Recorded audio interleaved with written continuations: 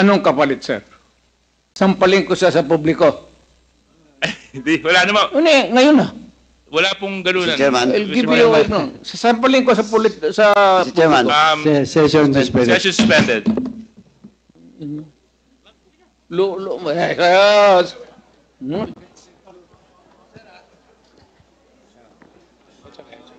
Sabi Ito ang naging mainit na senaryo sa House Quad Committee hearing nang magkaharap sina former President Rodrigo Duterte at former Senator Antonio Trillanes. Dito ay makikita na nagalit ang dating presidente kay Trillanes, gusto umano niyang sampalin at gusto niyang batuhin ng mikropono. Makikita naman si dating Senatora Laila de Lima na mukhang nagulat sa naging aktwasyon ni dating presidente habang ito ay nakatingin. Sa huli ay agad namang humingi ng paumanhin si former President Rodrigo Duterte. Nalilito na ako kung anong sabihin ko. Pero sabi ko kung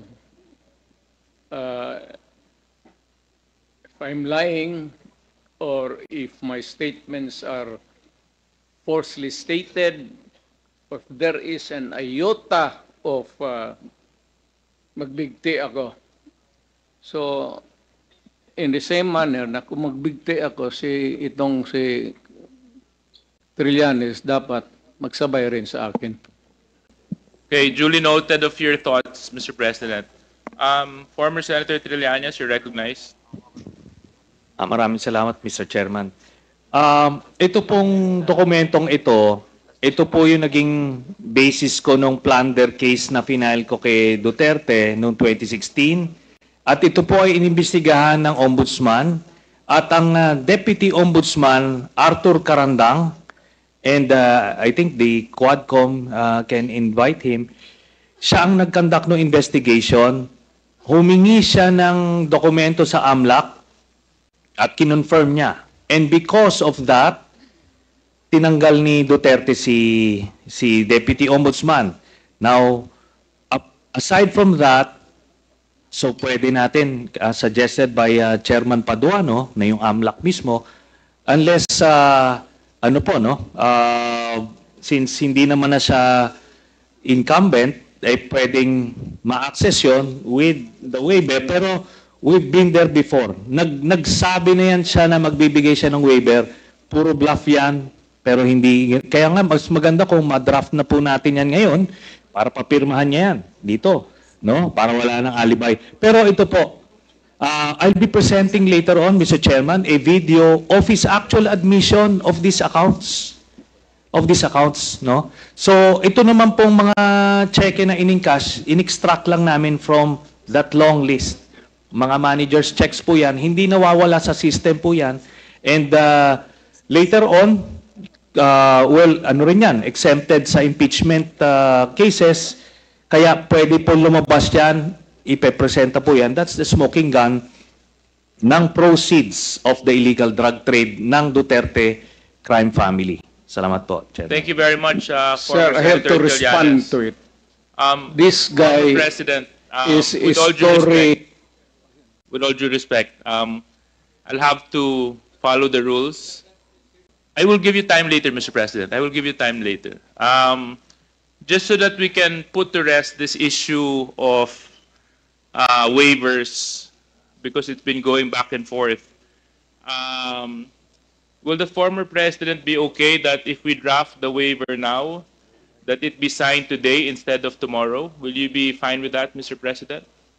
Anong kapalit, sir? Hindi. Sampalin ko siya sa publiko. Hindi, wala naman. Ngayon na. Wala pong ganunan. Mr. Chairman. I'll give you, sasampalin ko sa Mr. Chairman. Session suspended. Session suspended.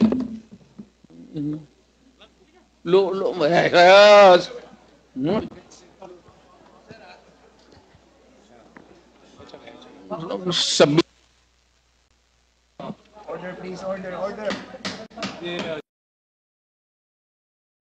Please observe proper decorum. We are in a committee hearing. We have already stressed from the very beginning that the proper rules, decorum, will be implemented regardless of who you are. Regardless of who you are. We live by a set of rules in this committee, and those set of rules will be followed, and those set of rules will be implemented. If I may. Wait, session, it's still suspended. It's still suspended. Sorry ho. The hearing is now resumed. Chairman? Yes, Chair. SDS. Mr. Chair, may Mr. I Chairman, be may I allowed, move, with Wait, priority? former Mr. Chairman. President, I just would Yeah. like to apologize for the unbecoming behavior. Init sa ulo lang yun. thank you very much for your apology. It is accepted, and I hope that the others beside you would also observe proper decorum. So, but thank you very much for your apology. SDS and Mr. Chairman, Gonzales. may I move to strike off the word sampal on our record?